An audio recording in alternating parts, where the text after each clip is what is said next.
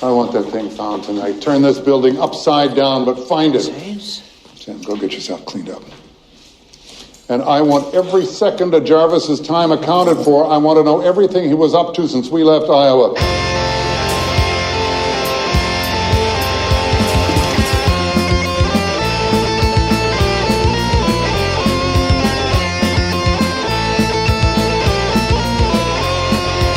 Mics are rolling. Oh, hello. Test? Yeah, it looks good. Okay, cool. It's good. I tested them earlier before you got here. Nice. How's it going, Evan? Good. How are you, Justin? I'm okay. Thanks for coming over.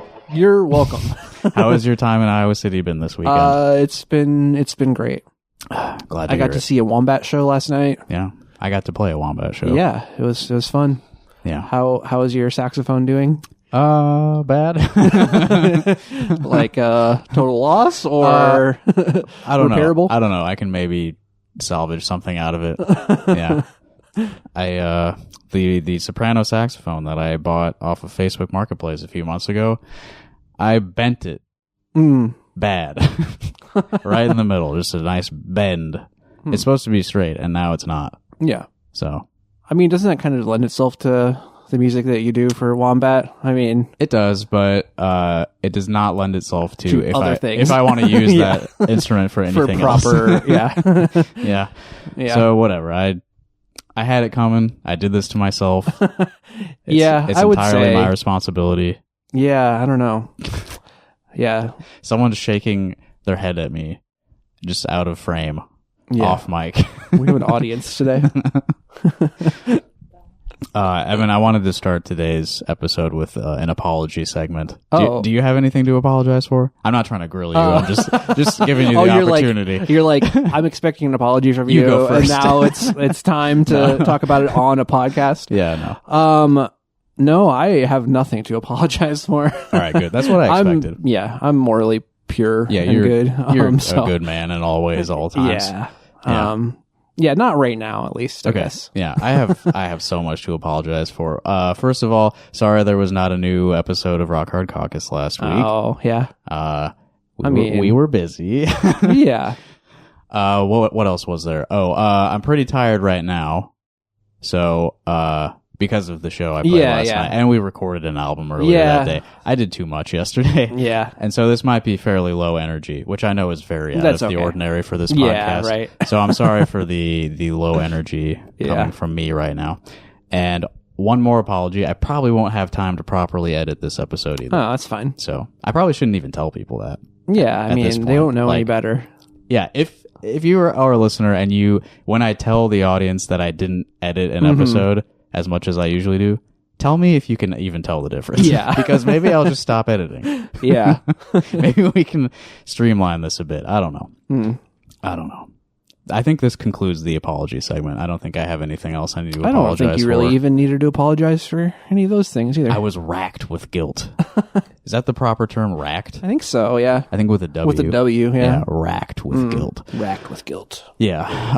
I don't know if you saw this, Evan, but I wanted to read to you a post from one of our favorite politicians. I saw this on Facebook. I think I saw this on Friday. If you are commenting on my opponent's posts, you are helping them. More interactions with the post means the algorithm delivers it to more people. Don't like what they said? Come here and share my post instead of boosting theirs. Can you guess who posted that? Well, I mean, you said it's our favorite politician. And who's that? Al Gore. Al Gore. It does fit, actually. It works. Yeah, two syllables. Yeah. Any one syllable first last we can do that with now. What if we just don't say his name at all? Yeah, that would be nice. So he's right. The algorithm does deliver a lot of his opponents. The guy who's probably going to win the GOP primary. Yeah. A lot of his posts show up Randy. in my feed. Yeah. How many A's is that? 8. 8. Okay. Yes. Randy with 8 A's. And Feenstra with 8 E's. Why not? Feenstra. That's good. Yeah, I see a lot of his posts because the comments are absolutely filled to the brim with people saying, "We love Rob Sand." Oh, yeah. And I assume it's all genuine posts. He probably didn't pay for a bot farm. I have seen the posting war over the Iowa gubernatorial race really escalate in the past, like month or so. Yeah. Like there is a lot of comments both ways, a lot of vitriol and anger, not coming from anyone affiliated with our podcast though at all. Like it's entirely, it's a new crop of people who are vitriolic people posting. That I would. The dunderheads, I'd say. Yeah. I mean, who are a lot of conservatives. Yeah. Angry about the fact that Rob Sand has like a legitimate shot to maybe win. Right. Yeah. And the Republican crop is just so like weak. Yeah. I think everyone can tell. They can sense that there's blood in the water a little bit. I don't know if you saw, but there's some Brad Sherman signs on the main drag. I did not see that. No. Yeah, every time I've been out on a football day, I've noticed that. Oh, really? Yeah, there's like some Christian business over there. Oh, really? I don't remember what it is, but yeah, they've had Brad Sherman signs out in front on football days. Interesting. Getting the word out. But yeah, I disagree. I think wholeheartedly with the sentiment of that post. If you want to post mean comments on a post, you should. Yeah, who cares? I mean, I don't think it necessarily helps. I don't think it makes that big of a difference. Also, Rob Sand posts on, well, I'm sorry, the guy, our favorite politician. I said it already. Oh, okay. He posts on Blue Sky, which doesn't have algorithmic stuff. So on Blue Sky, you can go ham wild on them. I just had a Denver omelet. I guess there aren't really any Republicans on Blue Sky, so there might not be as many opportunities to do that. Yeah, no.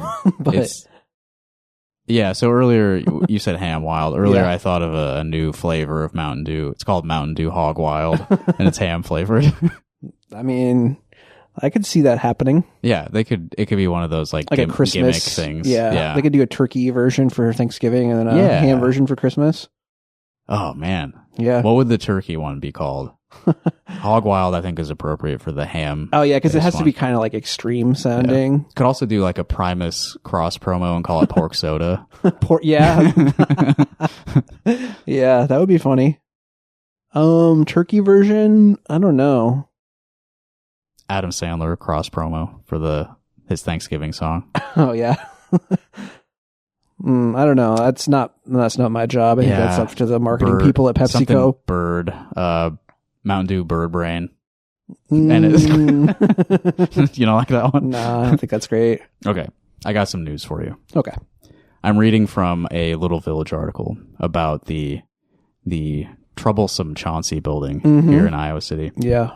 Built with by a developer with some sort of like sweet deal from the city government. Yeah, tax abatements. Probably didn't pay any taxes on the thing. Yeah. I don't fucking know how it works. Yeah. Nerds, please tell me what happened there. I know that I should be mad about it, but I don't really know the details. Yeah.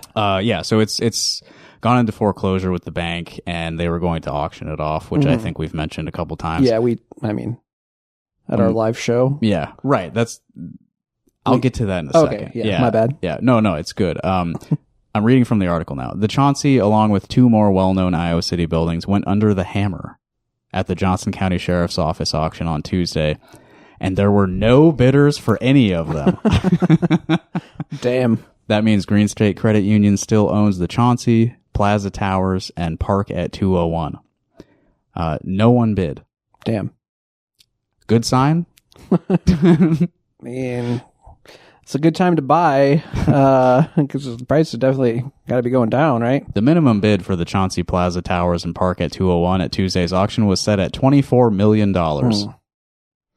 Yeah, if you have, maybe you could make it work with 20 million now, Yeah. If any of our listeners have $20 million, want to buy the Chauncey building, make it into affordable housing. Yeah, why not? Yeah, that'd be good. None of the approximately 30 people gathered outside the Johnson County Jail entered a bid. Okay, so like you said. Outside the jail? Yeah, they did the auction outside of the county jail. Interesting. It's a sheriff's auction. It's a good backdrop for like huge real estate deals to be made. Yeah. This is our shitty jail that we've let deteriorate over decades. Mm-hmm. And rich people, look at our shitty jail where we cage people, and please spend tens of millions of dollars on this building Yeah. nobody wants. Yeah. I think it should belong to the people, right? I think it does. It does. Yeah. Like, we preempted this months ago. Yeah. Back in May, we did a live show in that building, and we held an auction for that building. And I think it sold for, I don't remember the total at this point. It was triple digits, but I don't remember how high. Yeah, it was a good chunk. Yeah. So I'm for us. I'm grateful that the people gathered at the county sheriff auction recognized that this was a sham auction. Like, the building had already been sold, so nobody bid because obviously, the bid's not going to hold any weight because the building has already been sold. For 6 months it's been sold. We took care of this. Yeah, totally. The people take care of business when the state fails. Right. That's true. One more thing I wanted to read here from the article. Film Scene opened a much larger second location in the Chauncey in 2019, referring to their original location on the Ped Mall being much smaller. Yeah. That location is unaffected by the foreclosure and the auction's failure to find a new owner for the building because Film Scene owns the space. The same is true for the other condominium unit owners in the Chauncey and the other foreclosed properties. How does this shit work? I don't. Yeah, it's very, very strange. So it's like, it's one structure. It has multiple entities inside of it. Somehow those entities own the space within the larger structure. Yeah. Right? But so what do you get if you buy the building? Yeah, I'm not. I don't know. I have never done any real estate deals in my life, so I have no idea how any of this works. I guess I've done one real estate deal. Yeah. Yeah. Not for a commercial property. No, not millions of dollars. But I find it hard to like feel confident that like the people who own condos in there and Film Scene are like safe. Yeah, it does seem weird. Like Yeah. it seems precarious. Yeah, we own the space inside this building whose future is like totally uncertain. Yeah. I don't understand how it works. Yeah. But I feel like the city should have some leverage because they like gave tax money to let this happen. Yeah, and, true. Like, signed off on like permit exceptions or some shit for how tall the building is. It wasn't supposed to be that tall. Oh, really? Damn. I don't know. Again, I don't remember the details. I just know I'm mad. I think if you own any account at Green State Credit Union, then you are, you have a stake in it. Yeah, it's a credit union. That's true. We're all in it together. Totally. Yeah. We collectively own all these properties that the bank owns. Right? Yeah. That's what a union is, isn't it? How about another follow-up story here? Remember our good friend Ann Selzer? Yeah. The pollster, the retired pollster? Mm-hmm. Retired in disgrace? Yeah, I don't know. She should have stuck it out for one more, probably. Yeah, maybe, or like gone out before that last one. Well, yeah. Maybe. Get out while the getting's good, rather than put out one very fucked up poll and quit forever. But there's a news release from FIRE, which we've mentioned before is like that libertarian legal thing. A bunch of libertarian lawyers who do pro bono work for sometimes friends of ours. Yeah. But they wrote about the ongoing Ann Selzer situation. Victory! Federal District Court dismisses class action suit against pollster J. Ann Selzer. It's a win for her. It's a loss for all of us who like signed on to the class action suit. But yeah. Speaking of, Evan and I have been making some pretty sweet, payouts from these class action settlements recently. Oh yeah, for sure. I got like $60 from Ticketmaster. Yeah. Hell yeah. I thought you did too. Yeah, I was on the Ticketmaster one, and I also got, I think, like 40 from Facebook. Yeah, I don't think I was on that one. I should have been on that one. Yeah, I think Blue Cross Blue Shield owes me money right now. There's been a settlement that like has been ongoing for like years at this point. That's like already been settled, but like I don't know, haven't seen the money yet. Yeah. Show me the money. Show him the money. Fucking evil health insurance company. Show me the money, or or you know what comes next. I also there's one with like Valve that's been going on for years. Yes, I'm on that Are you one on too. Yeah. I just get an email like every month that's like, hey, they're still stonewalling. So. Yeah. Valve is an evil corporation, as are all of them. Also, Gabe In. Mm-hmm. What a disgusting human being. He's fucking You don't foul. like knives? You don't like his knife collection? Does he have a knife collection? That's on brand. I think at some point I saw he has like a $500 million like mega yacht. Yeah, that's maybe a bigger deal than the knives. And also, he's like trying to do this like Neuralink thing for like really? video games, like where you can like beam video games into your brain. It's like very dystopian. Sounds good to me. Yeah, it's crazy I don't to even me have that to people use my still hands like anymore. Valve. I mean, they're like a company that just like entices kids to gamble and sells like anime porn games. I mean, you can buy other games, but like that seems like a pretty big chunk of their business. Yeah, and yet, if And Half-Life 3 comes out, I'm definitely Oh, gonna play for sure. Yeah, for sure. maybe I'll find a way to pirate it just to Yeah. not to Yeah. cross Evan's. I mean, I moral do be lines. having a Steam account. And hopefully that'll pay off soon. Yeah. All right, a federal district court today dismissed with prejudice, today being November 6th, we're a little behind on this one, dismissed with prejudice a lawsuit against renowned Iowa pollster J. Ann Selzer, holding that the First Amendment bars the claims against her related to her October 2024 general election poll. As the court explained, there is no free pass around the First Amendment. So the First Amendment is strong right now. The lawsuit, brought by a subscriber to the Des Moines Register and styled as a class action, stemmed from, and we all know this, the poll that said Kamala Harris was going to win. The suit asserted claims including under Iowa's Consumer Fraud Act, alleging that Selzer's poll, which missed the final result by a wide margin, constituted fake news and fraud.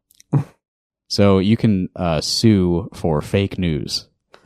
Yeah, I was trying to figure out what the damages would be out there. Like, I don't know. That person must have been very optimistic about a Kamala Harris presidency. FIRE, again, this legal organization, explained that commentary about a political election is core protected speech. Mm-hmm. I think that bears out, right? that sounds right. Fake news is a political buzzword, not a legal cause of action. The court explained, polls are a mere snapshot of a dynamic and changing electorate, and the results of an opinion poll are not an actionable false representation merely because the anticipated results differ from what eventually occurred. As the Supreme Court has said, a party cannot evade First Amendment scrutiny by simply labeling an action one for fraud. I don't quite know what that means, but it worked out.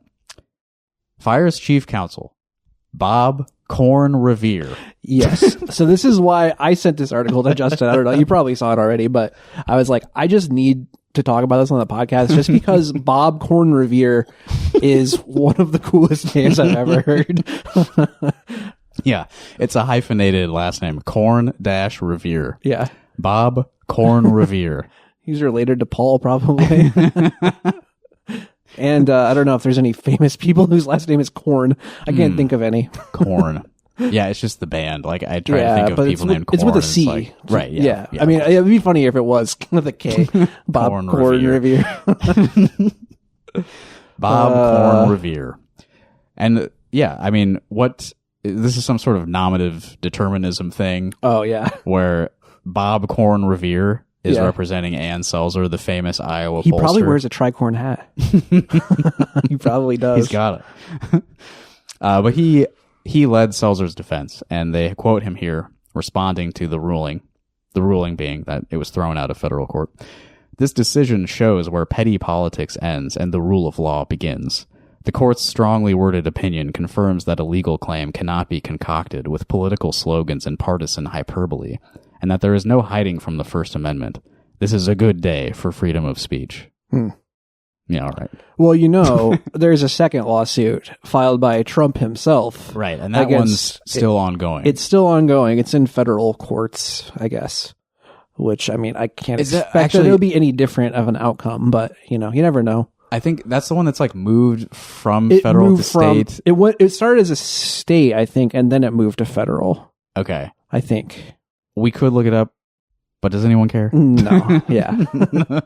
I saw something not long ago about it moving. Yeah. So it maybe moved No, back to maybe state. it did. Yeah, I don't know. I knew at one point it was a federal case. Yeah. Yeah. You want to get to the serious thing? Sure. All right, we do have one thing that's like not funny at all to Oh, talk about yeah. today. Okay, yeah, I know what you're talking about. Yeah. This was originally published by the Arizona Mirror. It was reprinted in Iowa Capital Dispatch and the Des Moines Register, so you may have seen it, people. Mm-hmm. Arizona tribal member nearly deported after Iowa jail issues ICE detainer by mistake. Yeah. Oopsie. Whoops. Fucking idiots. Gloria Rebecca Gomez wrote this. This came out on November 12th. So again, we're a little behind on this, but we took a week off, people. A day before Arizona native Leticia Jacobo was scheduled to be released from an Iowa jail, her mom visited to verify pickup details with the staff. Erica Burns was excited to drive her daughter home after spending a month apart and wanted to make sure Jacobo wasn't forced to wait a minute longer than necessary. So, if you didn't catch that, that's a month in jail. Yeah. Over a month. Yeah. Mm-hmm.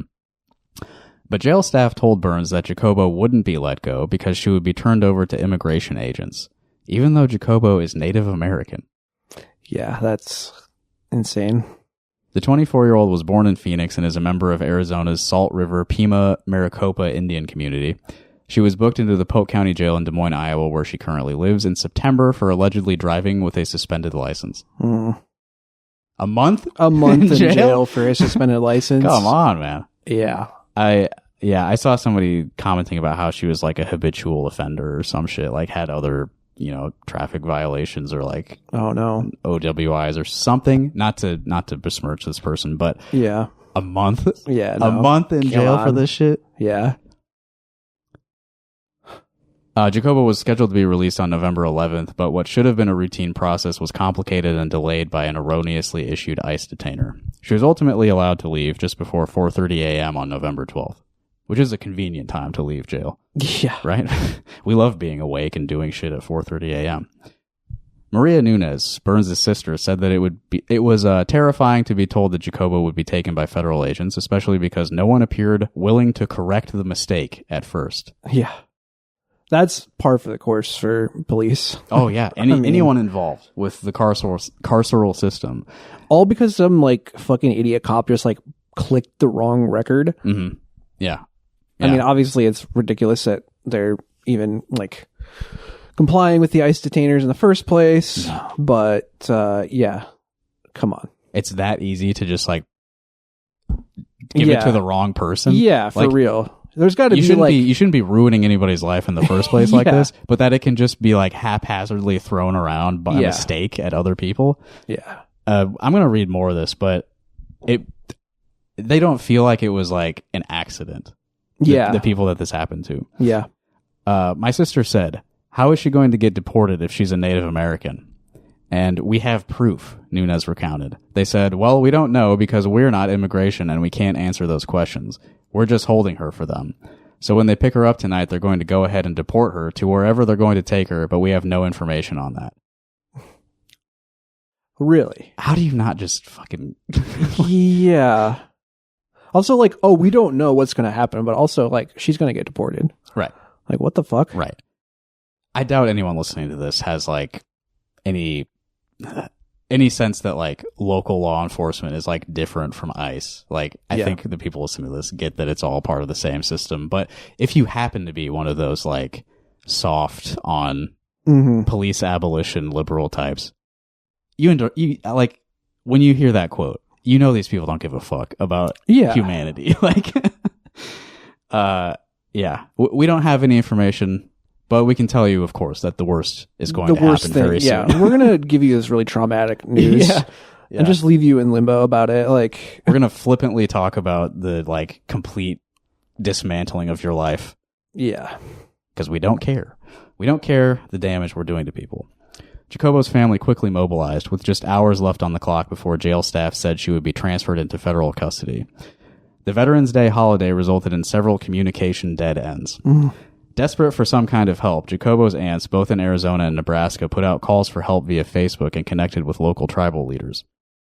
Erica took a copy of Jacobo's birth certificate to the jail and stayed on site to make sure ICE didn't take her daughter. So this is on a holiday. So when you try to call people in these bureaucratic positions, nobody picks up the phone. But of course, ICE is on their way right now. Yeah. They work every day of the year because their job is so important. Yeah, and this was during the government shutdown, too. Right. Government shutdown, and it's a holiday, and ICE is still doing their job because it's the most important thing happening in the country. It has to be done quickly and efficiently with as little oversight as possible. You're not allowed to ask any questions about it. You can't reach anyone to give you any details. It just has to happen quick, in the shadows. Yeah. No records. Just fucking kidnap people and disappear them. Yeah. Franz Kafka. Yeah. Lieutenant Mark Chance, a spokesman for the Polk County Sheriff's Office, which oversees the jail, said that the ICE detainer against Jacobo was the result of a clerical mix-up. Doesn't that make you feel better? And was intended for a different person who was booked in the jail at the same time. ICE agents requested a detainer be placed on that person, but a mistake resulted in it being put on Jacobo's file instead. Chance said that internal discussions would likely be had about how to prevent similar problems in the future. Not even definitely. Yeah. We'll probably talk about how to not make this happen again. Yeah. It's not a priority for us. Clearly not. It was a human error, but I'm sure as soon as the command staff find out about it, they're going to have some meetings with their supervisors internally and be like, hey guys, we got to keep our thumb on this. This is silly, Chance said. I'd say it's a bit more than that, actually. As soon as the command staff find out about it. So at the point that the press is talking to the sheriff's office spokesman, not everyone knew that this had happened. They weren't already like taking steps to, try to correct the process. Why would that be? It's because they don't give a shit what they're doing to people.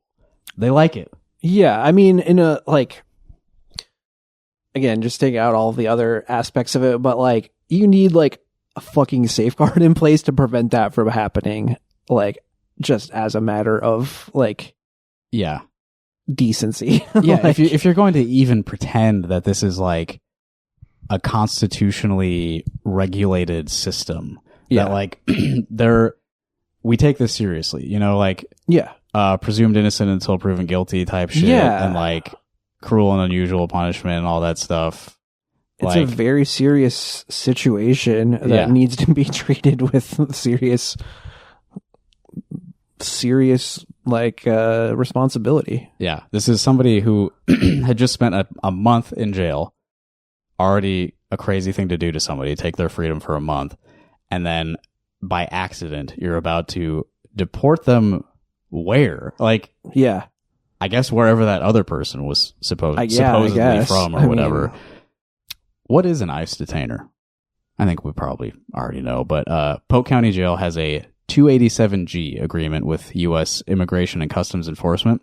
That partnership authorizes local law enforcement officials to perform some immigration enforcement functions, including preparing removal paperwork, interrogating people who have been arrested about their citizenship status, and comparing their biographic information against DHS databases to identify people who may be eligible for deportation.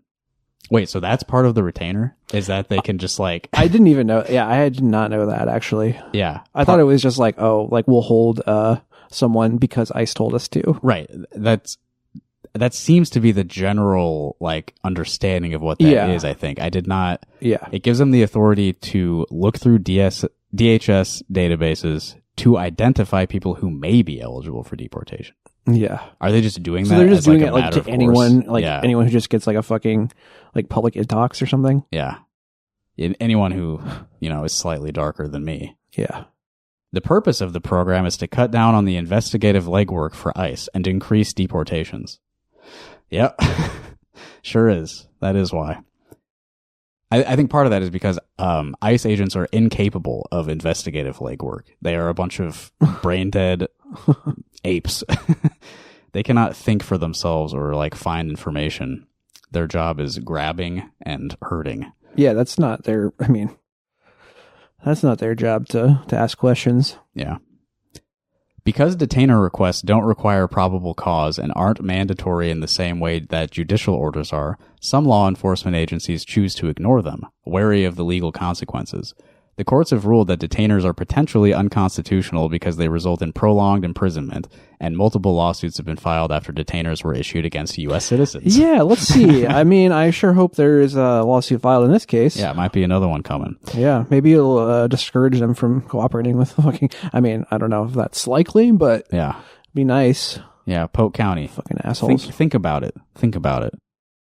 If you're not worried about the consequences to the people that you're directly harming, maybe you could be a bit concerned about potential consequences to yourself.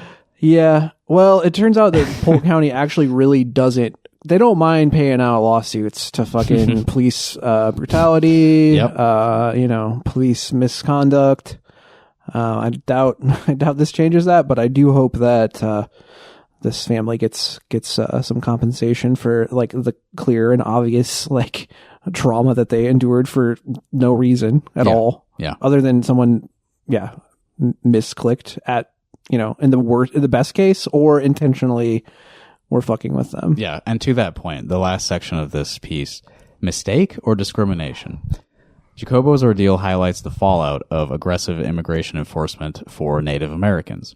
In January, Navajo Nation officials reported more than a dozen indigenous people in Arizona and New Mexico had been questioned or detained by federal immigration authorities. It's not said explicitly right here, but why do you think that would be? Yeah. Why would Native Americans, who obviously legally have the right to be here under there's no question, right? Yeah.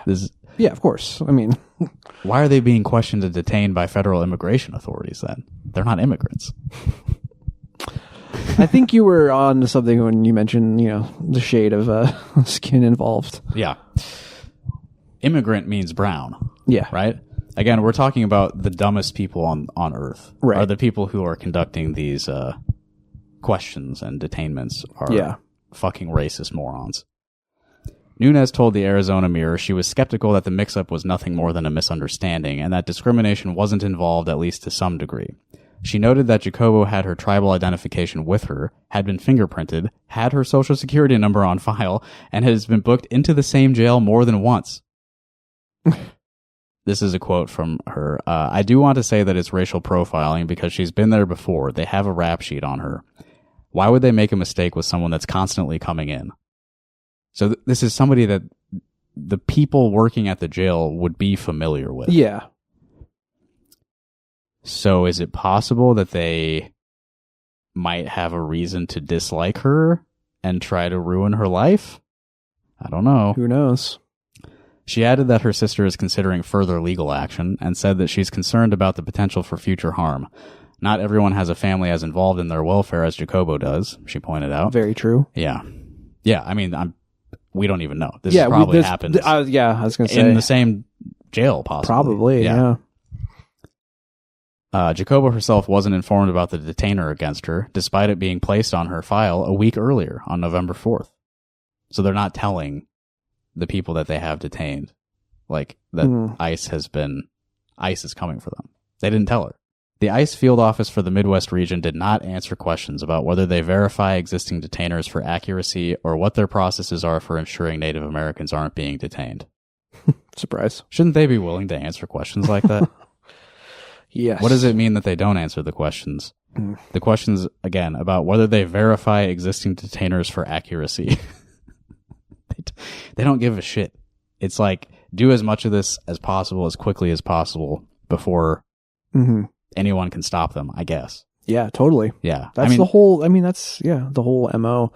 They probably understand that it's not going to be like this forever. Yeah. Right? It's just, the wheels are kind of coming off in some ways. Hope so, yeah. I mean, but that is totally like the whole Trump administration 2.0. It's like smash and grab. Yeah. Like, take it while you can. Yeah, they understand that they had the power to do something, so they seized it immediately. Yeah. Just get as much of this awful shit you want to do done as you can before you're not able to anymore. Yeah. Before anyone's able to stop you. I'm just so happy that we caught it and we know what's going on and she's not alone in this, Nunes said before Jacobo was released. I just hope it doesn't ever happen to someone else with them not knowing they're going to get deported. And I would add, let's just not deport them at all. Right. We don't have to tell them they're getting deported if they're not being deported. Let's stop it at the source, huh? I agree wholeheartedly. Evan, did you hear about our hometown newspaper? I did, yes. Yes. Yeah, they've been sold. Mm-hmm. The Cedar Rapids Gazette has been sold to a media company in Minnesota, right? Yeah, Minneapolis Media Company. I'm reading from the Des Moines Register. Cooper Worth wrote this. Minneapolis Media Company purchases Cedar Rapids Gazette and 11 other Iowa papers. I mean, do we have any local pride at all? A company in Minnesota is buying 12 of our newspapers. The Gazette being like probably top 3 statewide, yeah, right? For sure. Yeah, circulation wise, it has to be. Yeah, I'd imagine. I know they've been on the decline, as so has all every print news, but to not even be owned by in-state anymore. Yeah, well, at least it's not Gannett or like the Washington Post or something. Yeah, it's Adams Multimedia is the company that bought them. The Gazette announced the sale on Tuesday, November 18th. The sale is expected to be completed by Monday, December 1st. This one word here is in quotes. I'm not sure why. Most Gazette employees will join Adams Multimedia at that time. The word most is in quotes. They're quoting the Gazette's announcement. Most of their employees will join Adams Multimedia once the sale is complete. The price Adams Multimedia paid for the Gazette was not disclosed, nor were details on future operational plans for the newspaper. Before the transaction, the Gazette, which has been in circulation since 1883, was entirely employee-owned through its holding company, Foliance. I didn't know about that. That's a bad name. Not good. Not a good name. Foliance. The Cedar Rapids Gazette, a Foliance project. Presented by Foliance. So, most of their employees will move on to becoming employees of Adams Multimedia. Most, that implies some will not. Who do you think they're going to cut? Well, I know that who's expendable at the Cedar Rapids Gazette? Well, I know that at least one person has confirmed because they themselves posted it. Yeah, who was that? Mike Hallis, who is a sports reporter who has been there for decades. Like I remember reading his columns when I was like in school, and very well respected. I don't really know any dirt on him. Yeah. I mean, he's also getting up there in age, so I wonder if he just was like, I'm tired. I don't want to deal with this shit. Right. Yeah. So it could be on his part, but yeah, I mean, I've heard some rumors about some other people, maybe people that we've talked about, read articles on this podcast. Maybe I might have had a personal interaction with them at one point. I've been in a courtroom with this person before. Yeah, right. And they got chastised by the judge. Right. For like having their phone out or something. Yeah. I don't know if we need to say their name, but I checked this person's Twitter this morning. Me just too. To make sure there's not any late breaking news before we record. Person has not posted in 4 or 5 days at this point. So I think that sends a clear signal. Yeah, I hear they're more active on Facebook. Okay. Let me check. Didn't think to check. Here's the other papers that have been sold to Adams Multimedia. The Fairfield Ledger, the Hometown Current. That's a cool name for a paper. The Hometown Current. Which town? You only know if you live there. And then it's your Hometown Current. It's sort of like it's like a thing that you and your neighbors have that other people don't understand. Yeah, our paper's called the Hometown Current. We don't even need to put the name of the town in it. Yeah. The Marengo Pioneer Republican, the Mount Pleasant News, the New London Journal, Pekin Clarion Plainsman, Poweshiek County Chronicle Republican, Southeast Iowa Union, Washington Evening Journal. The Evening Journal. Doesn't that sound distinguished? Hey, I mean, yeah. My parents or my dad used to work there. Oh, yeah? At the print press part of it. Right. The Washington Evening Journal. That's such an interesting name because the newspaper is such a morning thing. It's so associated with the morning. Yeah. To call your local paper the Evening Journal is so cool. Yeah. You really stand out from the crowd when you have a newspaper intended to be read at night. It's a unique product. Yeah, interesting. Yeah, that's a good way to differentiate yourself. It's a bit of a niche for them, right? Yeah. Like once you're done reading all those, normal daytime papers. Here's the cool shit. Here's the evening journal. They probably put like softcore stuff in there or something. News after dark. After dark. After dark newspaper. Here's the news they won't tell you in the morning. Here's the shit that's happening in the dark alleys of Washington. Williamsburg Journal-Tribune and the Winfield Beacon Wayland News. Oh, the acquisition also includes 3 community shopper publications, including the damn Penny Saver. The fucking Penny Saver? The Penny Saver has been sold. Dude, the Penny out Saver, of state. I mean, man, Penny Saver, they're just trying to save you a penny. I mean, it's totally above, I mean, like, it's so pure, you know? Yeah. And now it's being corrupted. Yeah, we got these Minnesota meddlers coming in with our Penny Saver. I mean, it is interesting that the Gazette stayed independent for so long. Yeah. It is kind of a rarity. I mean, obviously, it would have been good if they stayed independent.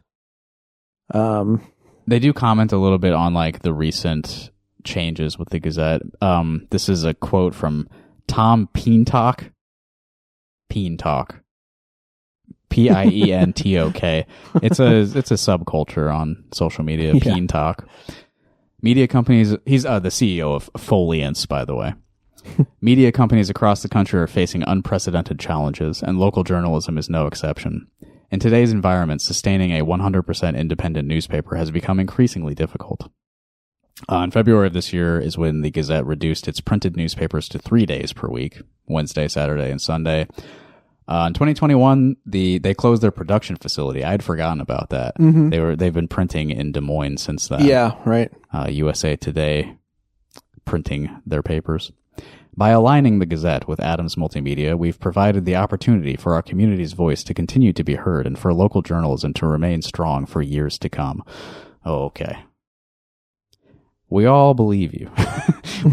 we all believe that this is actually a good development and that the future is certain for the Cedar Rapids Gazette. And this is not just like prolonging the inevitable for a couple more years. Yeah.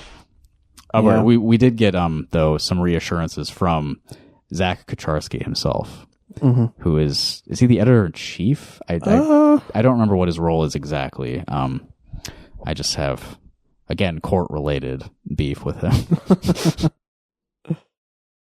This is the guy who wasn't returning my emails back when I was trying to get when you're trying to media credentials to cover a trial. But he wrote a personal note to the concerned citizens of Cedar Rapids, the readers of the Gazette. Note from Zach. The Gazette to be family-owned. Dear Gazette readers and subscribers, yesterday we announced our company is being purchased by Adams Multimedia, a family-held company based in Minnesota. So you ever heard this distinction before when it comes to like large corporations that like some of them are owned by a family? Yes. What is that supposed to signal to me? That a family owns this business? Yeah, I don't know. I have experience with families, and they're not. Do you belong to one? I belong or more to families? a family. Yeah. They're not always great, you know. I mean, I don't trust, shareholders either. Sure. But is that the distinction? That it's not like a publicly traded company? Probably, yeah, I guess. Yeah. So it maybe like is maybe less profit driven. Yeah, like that's maybe possibly, less of the focus. But I mean, again, they have some values outside of just increasing. I think it's more like it's just different set of people who benefit. Yeah. In fact, maybe a smaller number of people. Yeah, right. Keeping it in the belonging family. to one family. Yeah. I can think of some family-owned corporations like Koch Industries, the Lauritsen Group, things like that. Right. I don't know that being owned by a family is necessarily a sign of like virtue. Yeah. Or whatever. I imagine. I actually don't think I've really worked for like a company that really, was like family-owned, but I'm sure that employees hear that all the time. Mm-hmm. Because you always hear like we're all a family. Yeah, here. even if it's not like a family-owned business, you are a family. You are by a family. virtue of working here. Yeah. You're part of the family. Yeah. I'm saying abolish the family. I'm with Engels and yeah, and all that. Yeah, I think that we should freely associate as individuals. Yeah. just chosen family. 100%. Friendsgiving. Unironically. Oh yeah, Thanksgiving's this week. This is our Thanksgiving special, Thanksgiving everyone. special. 45 minutes in, we remember this is the Thanksgiving special episode of Rock Hard Caucus. Oh yeah, I guess it's thematically appropriate that we had the story about ICE trying to detain a Native American. It's all about family togetherness. Yeah. Okay. The deal is supposed to close December 1st, at which time many of our employees will become employees of our new owner. Now, Zach is not even using the word most. Yeah. The last thing I read said most Gazette employees will become employees of Adams Multimedia. Zach just said many. Yeah. I think many is less than most, right? That's... Many is like, I'd say at least 3, right? Whereas most is like, I'd say like 75% at the least, right? If you say most, you probably mean at least, 3/4 of the collection. He's the executive editor. I'll get his title correct. This is an important development, but we wanted to help put some context around what it means and why it's happening. Being a singularly held local news property was increasingly challenging. Being a standalone media group means we spend a considerable number of resources doing things that aren't directly related to producing a daily news report. Joining another news organization allows us to share some resources across other media platforms, and we need to centralize some of the non-news operations in ways that allow us to keep as many resources reporting news as we can. I guess that makes sense. Yeah. To become sort of a collective. Yeah. I'm thinking there's going to be, I don't know. I assume they're talking about like ad partnerships, Yeah. Look at my phone right now. I'm reading this off my phone. The screen is like. It's an ad for Nespresso. Yeah. There's an ad at the top and the bottom. Oh, I can read like maybe 2 sentences on the screen. Oh, yeah. What's the bottom one? OBGYN. Okay. They need That's ads. Useful. Oh, there's 3 ads here. Yeah. Nespresso, which flavor would they love the most? Who's they? I don't know. Nespresso. Discover the Nespresso Holiday Coffee Collection. We better get paid for this. Which flavor would they love most? Choose below. The choices are, Evan. Adventurous and bold. That's not a flavor. Sweet and indulgent. That's not a flavor either. That's kind of a flavor. I mean, sweet. No, sweet It's is pretty vague, though. I don't think sweet's even a flavor. That's just like it's one of the 5... What do they call those? Tastes? The tastes, yes. Yeah, I was thinking about like the zones of the tongue or whatever. Yeah. And then the third option is smooth and versatile. Which flavor would they love the most? And each of those is 2 things. Yeah. Adventurous and bold, sweet and indulgent, or smooth and versatile. I'm going to go with smooth and versatile myself. What do you think? Yeah, I was going to say I think that's the winner, but right. I'm not drinking that shit. We're smooth men. They're not drinking that shit either. Yeah, which flavor would they love most? I assume it's like, what we were asked. Yeah. You got to be more specific, Nespresso. I don't know what you want me to say here. That's a sad Christmas gift also, if that's what they're getting after. I think that's the intent. You're supposed to be thinking about buying Nespresso for a loved one. Yeah. Which one do they want? While we've worked tremendously hard in this space, there are limits within our existing organization to doing this work. We've also spent a lot of time collaborating with other media companies to participate in regional and national efforts to explore new ways to support local journalism, including philanthropy, government legislation, and launching new revenue streams. Have we seen any success in any of those fields when it comes to, sustaining local journalism? Yeah, I don't know. It's tough. People were not subscribing to patreon.com/The Gazette in nearly high enough numbers to keep them floating. Yeah, I feel like The Gazette for a long time really did not put a paywall put a lot of stuff behind a paywall. And I think they've done that more, and I feel like this news will probably mean even more. More paywalling? Probably. I don't know. I suppose. Yeah, I would assume that the Adams multimedia family has like a standard practice when it comes to how to get people to pay for shit. Yeah, I don't know. I have migrated to Apple News, so I've been Apple News cuck at this point. But I mean, it's pretty convenient because I don't want to have a subscription to 5 different places, Yeah.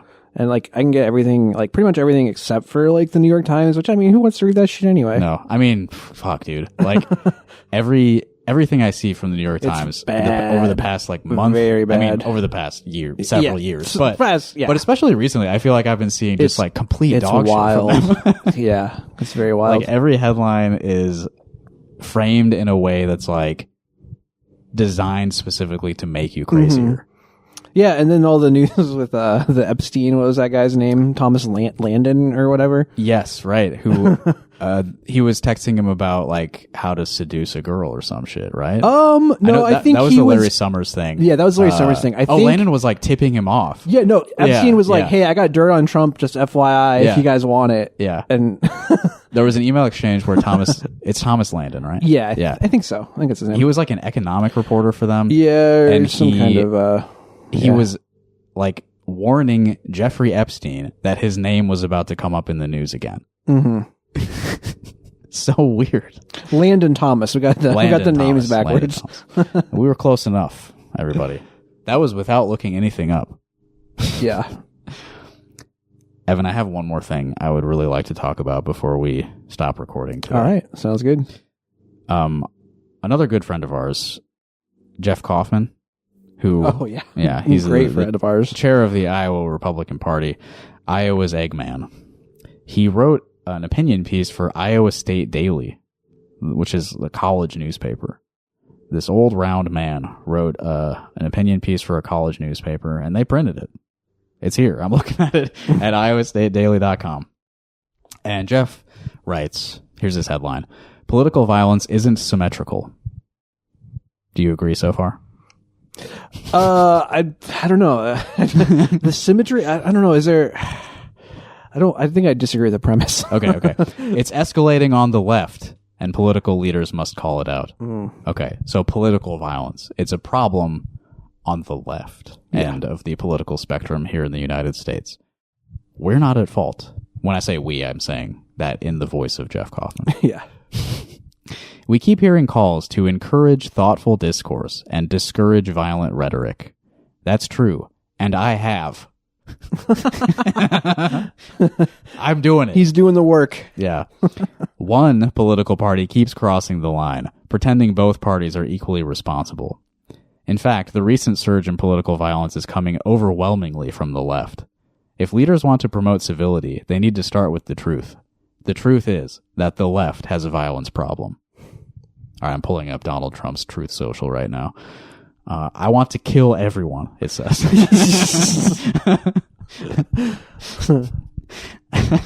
"I want to blow up every vessel in the ocean, and I have the right to do it." According to data from the Center for Strategic and International Studies.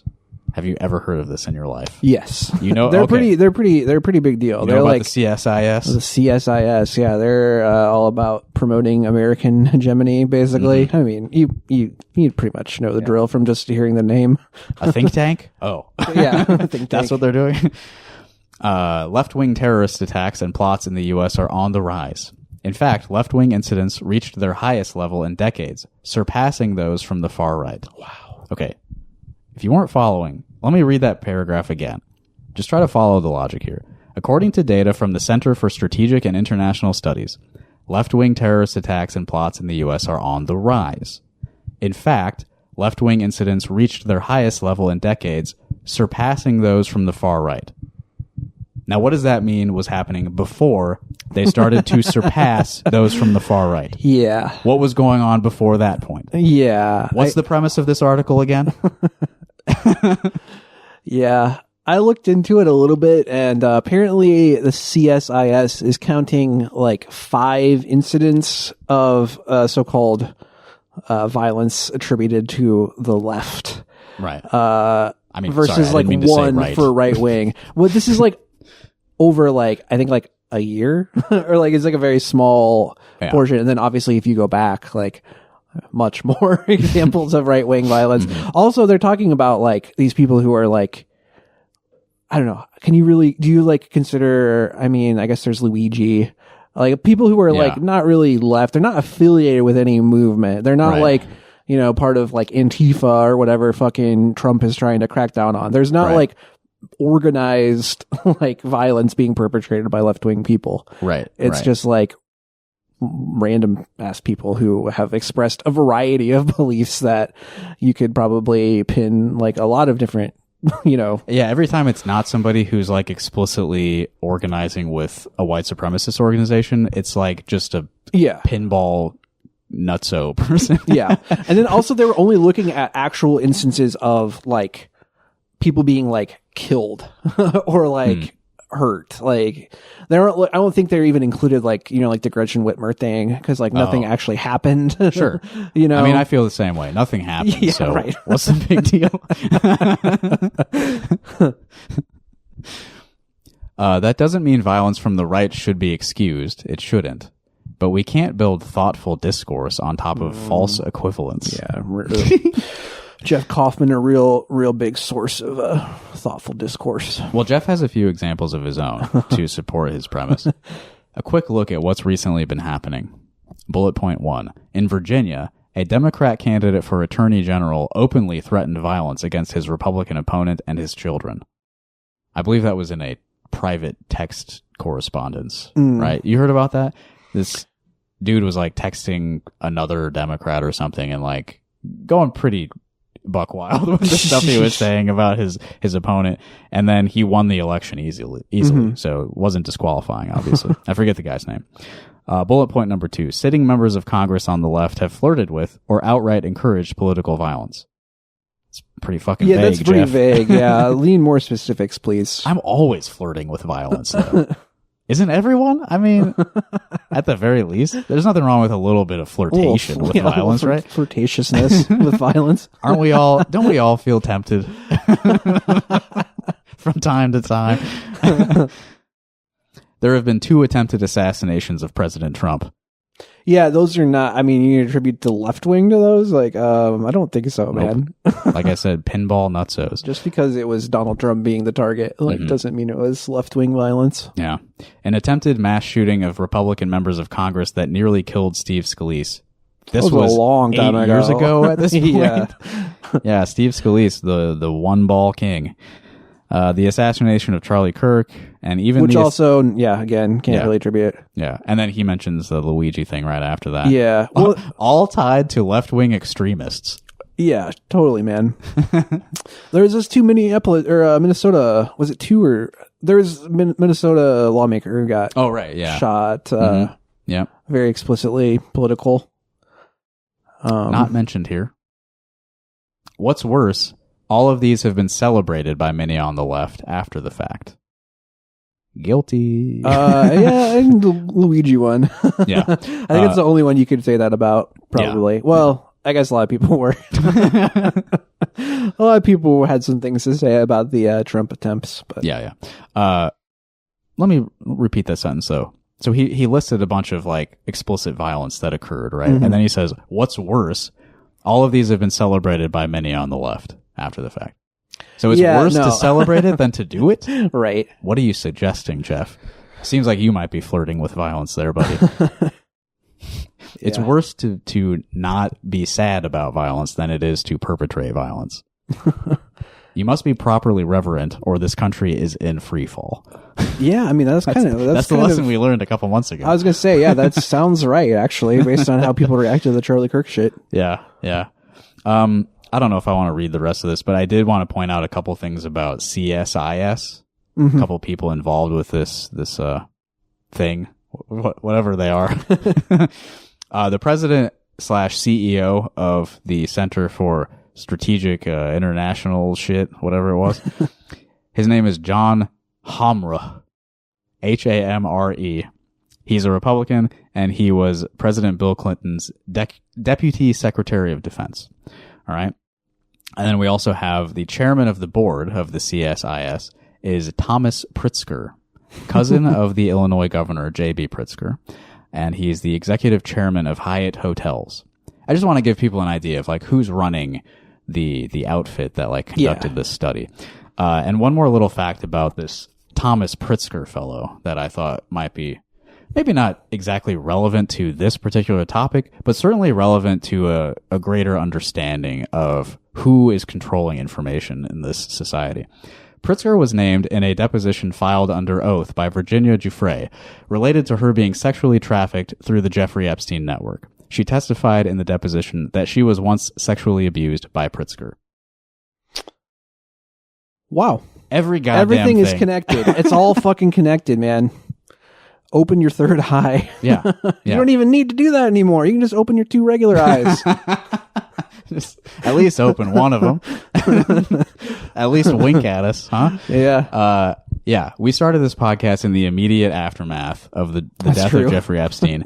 And it just never goes away. It's a snowball. Never goes away. Every single fucking person who's controlling the lives of Americans is a goddamn pedophile. They're all connected to him somehow. Why is it like this? Yeah. Why does it have to be like this? I would suggest that maybe it doesn't have to. Yeah, I agree. What do we do? How do we stop it? What is to be done? What is to be done? That's exactly right. All right. Have we done enough news talking? I think so, yeah. I got a couple of things we should plug. I really only have like one thing to plug, actually. We're getting into our slow season here in Comer world. But Iowa CCI is doing a horror movie trivia night fundraiser on December 2nd. Have you heard about this? No, that sounds good, though. Yeah. It's on Zoom, so you can participate from anywhere, it seems sick. like. I got the word on this from Josiah Sutton of the Fruitless podcast, which I was on one time a couple years ago. Yeah. Josiah, if you're listening, I would like to do something with you on this podcast. Totally. We just haven't gotten around to it. Yeah, I like Josiah's writing. Yeah, good guy. And he's going to be co-hosting this horror movie trivia night fundraiser for Iowa CCI. I'll link to it in the full episode notes if you are interested in checking that out, and you're free on December 2nd. We got actually a pretty good backlog of voicemails that we'll get to soon, probably. We don't have any plans right now, but Nice. we like listening to feedback from listeners. And if you would like to provide us any feedback right now, please dial this number into your phone as I say it. 319-849-8733. I gave you nice pauses in between each number to make sure you had time to dial the number. But yeah, you can leave us voicemails. We do a series called Rock Hard Call Us. That's all about hearing from you and your reactions to the dumb shit that we say and criticizing us and telling us how the podcast could be better. It's mostly that. No, it's actually very fun. People tell us all kinds of crazy things about their thoughts. And you can find that series at patreon.com/rockhardcaucus, as well as Dough Brain Book Club and Bay Not Me Slippin', which is about Slipknot. And we did a Halloween episode last month. There's all kinds of stuff up there. Oh yeah, and if you are just on the free feed, you might have heard an episode of Rock Hard Call Us last week. So if you liked that and you want more, that's where you can go. Yeah. I got some music to close out the show today. Nice. My friends in the band This World Is Not Kind, which is a local screamo band, they released a new EP called Grief, which just came out 2 days ago on Friday. And the not title track, but the opening track is "Just because everyone else in the history of the entire world has died, it doesn't mean that I will." True. You never know. Yeah. Correlation does not equal. Is it causation? Would that? What's the cause? Yeah, I don't know. Don't know if that quite fits. Yeah. If something has happened hundreds of billions of times already, doesn't necessarily mean it'll happen again. So that's This World Is Not Kind. You'll be hearing from them in just a moment. If you're a local musician and you would like us to hear your stuff and maybe play it on the show, please check out our website, rockhardcock.us. There is a link near the top of that page where you can submit your music. I'd love to buy it from you on Bandcamp and play it for all of our lovely listeners. Bye. Goodbye.